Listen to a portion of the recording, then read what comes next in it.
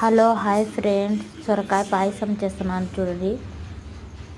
కడాయి పెట్టుకొని నెయ్యి వేసుకుని జీడిపప్పు కర్బూజా విత్తనాలు వేసుకొని బాగా ఎర్రగా వచ్చిన తర్వాత సొరకాయ తురుముకొని పెట్టుకుంటే అవి వేసుకోవాలా, ఉండలు లేకుండా వేసుకొని బాగా చూడండి. ఉండలు లేకుండా అట్లా చేయాలి. విడివిడిగా చేసిన తర్వాత బాగా కొంచెం సేపు మగ్గనియాలి.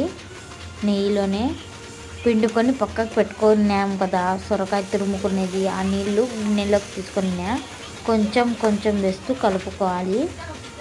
చూడండి, కొంచెం కొంచెం వేసిందా బాగా ఉడకనియాలి. ఉడకనిచ్చినాక కొంచెం చక్కెర బెల్లం వేసుకున్నాను. ఏమంటే బెల్లం కొంత తక్కువగా ఉందని నేను చక్కెర వేసాను. చక్కెర అయినా వేసుకోవచ్చు, బెల్లం అయినా వేసుకోవచ్చు. చూడండి, టేస్ట్ అయితే సూపర్గా వచ్చింది. ఫస్ట్ టైం చేసినా కానీ చూడండి ఎంత బాగుందో. లైక్ చేయండి, షేర్ చేయండి. Okay, bye.